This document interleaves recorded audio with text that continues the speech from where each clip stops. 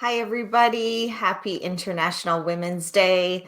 Thank you for joining me. I have been wrestling with thoughts today around International Women's Day, what to celebrate, and possibly more importantly, reasons why perhaps a celebration isn't in order yet. And so, as I was contemplating this dilemma, I just decided to jump in here tonight and have a conversation, or at least share these thoughts with you so that I can get your feedback and ideas and thoughts to this as well. So, I want to do two things. I want to share reasons to celebrate and reasons why this might not be a celebration yet. And then I grabbed a journal this morning, something new that I got at the beginning of 2022, and I found some great prompts in there. And so I'm going to go through and kind of answer these prompts from my instinct or gut reaction today. And if you want to grab a journal or a piece of paper or your iPhone and join me in this exercise, I'd be really interested to hear your responses as well. So, those prompts, and I'll go through them again in a minute, but they're going to be I believe, dot, dot, dot. I'm worried about, dot, dot, dot. What I can do about it, and I'm motivated by. So, thanks for joining. Let's get started. March 8th is an important day to recognize all of the women in our world, in our life, in our day to day lives. And it's also an opportunity, seriously, for us to celebrate. And at Menopause Chicks, I do love to celebrate all of the wins that we have along the way. So here's just a sample of some of the things that I am celebrating today. One is we recently turned the odometer, if you will, to 40,000 members. So we have over 40,000 women in our private Facebook group who are there eager to learn and to put their own names at the top of their to-do list and to prioritize their health. That is so worth celebrating, in my opinion. Some other numbers that you may not know is that the Menopause Chicks Facebook group has an 80% active rate. So that's relatively high. It means that we have a really engaged group. And overall, last year we had 2.14 million site visits. I believe that translated to every member visiting the site at least twice a month, which is really high and totally underscores the reason why I am here and why I love to do this work. Is there is such a gap in women's health. So that's where those numbers come from. And then, of course, last year we responded to over 120,000 questions from our members. The other reasons that I have to celebrate is all of the feedback that you continue to give me on a daily basis.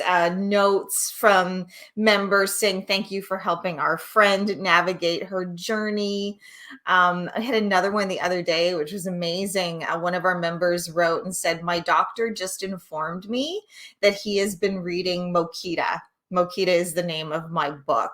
And I mean, that's a win worthy of celebrating. And then this one, this is also just from recently too, and I'm going to read it to you. Shirley, I love what you do. You give voices to women. Although we've never met, I feel you are such an important member of my healthcare team and thought you should know. I want to say thank you for giving me a voice and encouraging me to put myself at the top of my list. Okay, this is a win worth celebrating. I just had my first consult with Debbie Brown, the hormone nurse, and I feel so empowered, encouraged, and heard. Thank you from the bottom of my heart. So those are the reasons why I love to get up every morning and to celebrate. So, why the dilemma then, and the reasons for not wanting to celebrate today? Well, unfortunately, it's a bit of a longer list. I'm going to go through it rather quickly.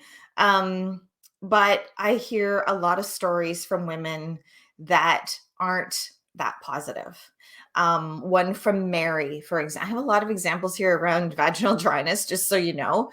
Um, a story from Mary, who I had coached to, how to approach the topic with her physician, what to talk about, what the options were on the menu for her to choose from. She booked a telehealth appointment with her family doctor and was told during that appointment that in order to receive treatment, she was looking for localized estrogen therapy, that she would have to prove that she had vaginal dryness. This was in March of last year, the earliest she could get in because of the pandemic to see her family doctor was in June. So basically, she was told, don't believe you, can't offer you any solutions until we see you in person. That's a reason that I just, get so frustrated when we're smart, savvy people. Can't we figure this out if we just have a dialogue and maybe sort through what all of the other options are for this woman? I heard from another member who told me, she was grateful that she found the Menopause Chicks vaginal moisturizer. But before that, she had had multiple conversations with her health team about vaginal atrophy. And she had been prescribed medication for hemorrhoids. I'm just here to tell you that hemorrhoids and vaginal dryness are very different. And she had also been tested for STDs, sexually transmitted diseases. Not the same thing as vaginal dryness and vaginal atrophy. You guys know this. I know I'm preaching to the choir, but these are on my list of reasons why we can't celebrate yet. Yesterday, we had a member in the community saying, yeah, she had talked to her physician, and he had said yes. Just actually, it wasn't her physician; it was actually an endocrinologist who is a hormone expert. Um, Generally deal with like the extreme hormone deficiencies at like the polar opposite ends of the spectrum, and he had said, yeah, buckle up for the ride. Right, these are the messages that we're giving women, and it's very frustrating. um I hear from women who are experiencing heavy bleeding, and this particular member was told, well, listen, if you're done having children, just have all of your parts removed. Really? Like, this is the reason why we have an extraordinary number of hysterectomies that are happening in our country, because surgeons, physicians, people sometimes believe that we're just done with our body parts and so we can remove them. We have to be really careful that we're not fixing one problem and creating three more. We have breast cancer survivors who are members in our community who have been denied localized estrogen therapy, but not offered any other solutions, and they're suffering. So they've survived a large health challenge in their life, and then they're left to suffer and not being offered other viable, easy solutions that are on the menu. It's like, nope, you can't have that, and good luck, because, yeah, anyway. 77% of women have questions about their midlife health. Now, sometimes these phrases roll off my tongue rather quickly, but I just want to let that soak in. 77% is a lot of people to have, out in the world, working, teaching our children, working the front lines of healthcare, serving you as you check out you're at the grocery line, to be like not feeling our optimal best and to have questions about our health. That really bugs me. And 80% of you told us in our survey last fall, 80% of our members said they didn't have anyone to talk to about their journey from perimenopause to menopause and beyond. That number is way too big. And so it's way too early to celebrate anything in this column. Sometimes we have stories from members who tell me that their doctor recommended having an extra glass of wine if she couldn't get to sleep, or if she wasn't feeling sexual desire the way that she used to, or if she was experiencing pain with sex. A glass of wine, I'm all for it, but that is not a viable solution that you would expect from your healthcare team. Of course, if anybody has watched the commercials on TV, women are told on a regular basis to expect to pee their pants, to expect to leak urine, and that it's just part of being a woman. It is not. Less than 10% of all health research dollars is invested in women's health. Less than 10% of all health research dollars is in women's health. So the piece of the pie is really tiny already. And then if you think about women's midlife health, perimenopause, menopause, postmenopause, really how much research is being done on women's health. I think it's a catastrophe. 80% of all women will experience vaginal dryness in postmenopause, but yet less than 4% of women are currently receiving treatment. Now, we are working hard every day to close that gap, but it's a mighty big crater that we have to close. And more than half of our members in the Menopause Chicks community are experiencing some form of insomnia. Yeah.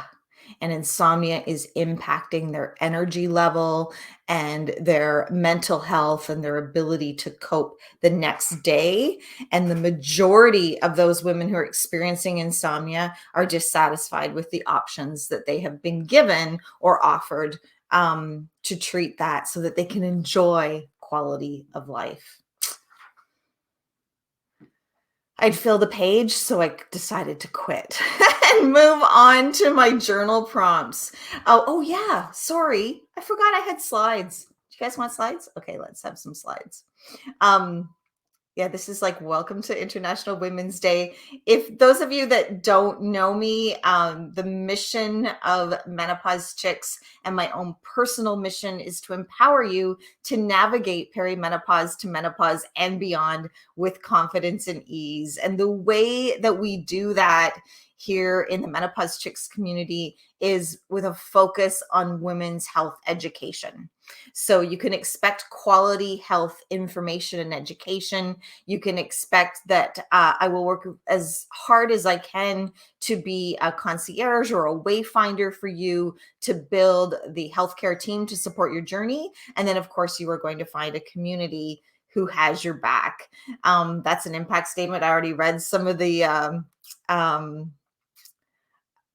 examples of accolades that I get, and now I'm caught up on my slides. So when I found this journal, I started to answer the question of what I believe, and here are my responses. I look forward to hearing yours, so I hope you'll be jotting down some of your thoughts and ideas too.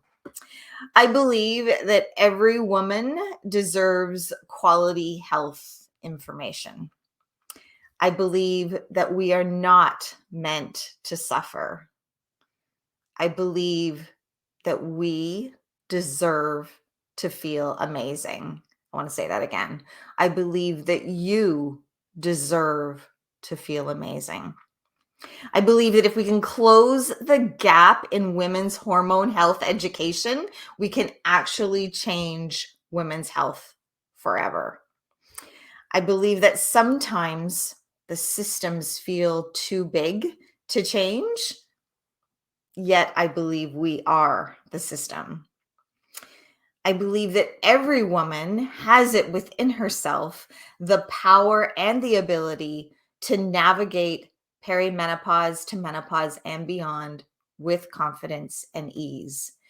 And I believe that we are standing at the greatest window of opportunity right now to change the trajectory and the statistics relating to women's heart health, women's bone health, women's brain health, and women's vaginal and urinary health.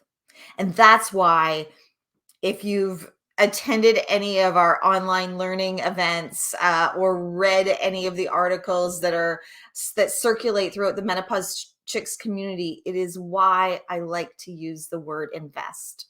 We are the first generation of women to turn 50 and have 50 more years to plan for. And when we can close this educational gap, I believe that that is going to turn down the dial on heart disease and dementia and osteoporosis and vaginal atrophy and incontinence. The next prompt is what I'm worried about. And this is probably a very, very long list. These are the things that keep me awake at night. And the first thing that I wrote down after I'm worried about was privilege. I am worried that some of the messaging from menopause chicks, a lot of the messaging in the menopause space comes from a place of privilege, access to information and access to quality healthcare can easily be taken for granted. And so I want to speak to that. I'm also worried about women's experiences when they do access healthcare. So, for example, the BC Women's Health Foundation, in their report, inherwords.ca, if you want to look it up, identified that over 50% of women in our age bracket leave their healthcare appointments feeling dismissed or disappointed. That's 51%. And that number is higher for Indigenous women and women of color. That's what I'm worried about. I worry about nuance. I worry about myths and misconceptions and interpretations. And I worry that even what you might be thinking right now might not be true. I'll give you an example. You might be thinking that you are supposed to suffer. You might be thinking that your doctor will know the answer, and they may or may not. You might be thinking that some of the experiences that we talk about on a regular basis, whether it's heavy bleeding in perimenopause, whether it's feelings of anxiety or depression, whether it's dry eyes, dry mouth, brain fog, you might be thinking that you are supposed to put up with those things, and it's not true. I worry about that. And I worry that there is a lot of us who are now talking about menopause, way more than when I started this 10 years ago. But I'm worried that talking about menopause without pulling back the layers of all the misinformation and nuance and confusing and conflicting information only contributes to the perpetuation of more myths and misconceptions. So, for example, if we continue to use Google to fact check, we're going to continue to perpetuate outdated information.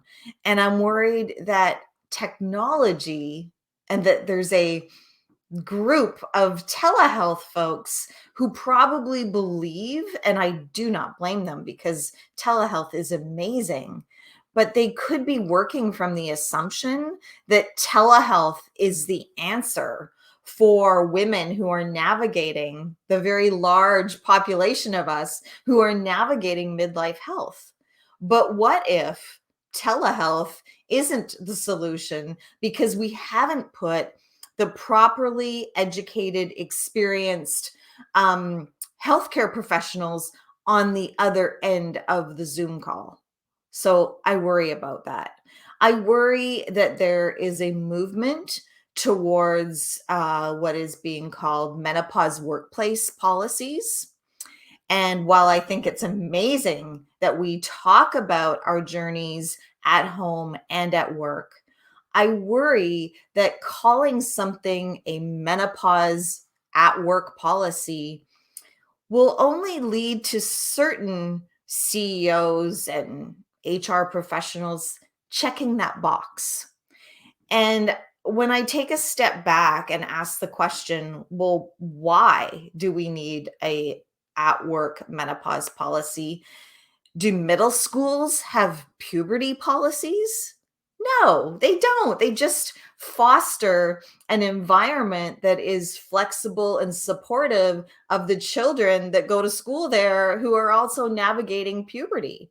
And so that's what workplaces need right now. We need to foster an environment where there is lots of flexibility and compassion and understanding and respect for women's health, but not necessarily a policy that creates cooler rooms for women or allows women to have fans on their desk. I mean, really, it's 2022. We are smart, savvy women. We can figure out that it's okay, to dress in layers or have a fan on our desk. But what we really need is the understanding and the respect and the compassion of the workplace and of the workforce in order to navigate this life phase with more vitality. Um, yeah. So those are some of the things that are on my I'm worried about list. I would like to genuinely hear what is on yours. The next journal prompt is what I can do about it. So, what I can do about it is I can check my privilege. And that is something that I vow to continue to do as we move through this next phase of the Menopause Chicks community. I can show up every day willing to educate, educate, educate. And as long as you are here, that will be the core value of this community. I can also convince women that we already know how to be our own best health advocates. Now, think about that. We already know how to advocate for our health. And the reason I know that we know is because we do it in a heartbeat for our kids, for our parents, for our pets. We know how to ask the questions. We know how to say, is that true? We know how to say, that won't work for me. We know how to say, do I have any other options? We just have to transfer that knowledge to our own health. And when our own name is at the top of our to-do list, then we can become our own best health advocates. Now, I don't say that lightly because I know that it's a lot of work, but you're worth it. I can be a concierge and a voice and a coach when you need me to be. And that is what I know today that I can do about my worry list. So, and the last prompt was very fitting for International Women's Day because the prompt was, I am motivated by. And I tell you, I wish that I could even go through the whole entire list of who and what I am motivated by, but inevitably I would leave someone out. I think what I might do for the next year is just vow to tag more people that I follow, more authors, more podcasters, more change makers. I mean, I am motivated by Gloria Steinem to Tarana Burke to Shonda Rhimes to Glennon Doyle to Abby Wambach. I'm motivated by the work that's being done by the North American Menopause Society, by the International Menopause Society, by the International Society of Gynecologists. These are all places where I go to learn and to educate myself and to curate the best of the best information for you. I am motivated by SEMCOR, which is the Central for Menstrual cycle and ovulation research, founded by the amazing Dr. Jerry Lynn Pryor at UBC. I'm motivated by the UBC Sexual Health Research Lab, led by the amazing Dr. Lori Brotto. I am motivated by new friends that I've made at Dense Breast Canada recently and the education that I'm getting from them. I'm motivated by Brené Brown and Oprah and Jane Fonda and Eve Eisler. I'm motivated by Joanna Griffiths, the founder of Nix. I'm motivated by Sarah Nicole Landry and every single health professional, hormone expert, doctor, gynecologist, naturopathic physician, pelvic floor physiotherapist, pelvic health guru, pharmacist, chiropractor.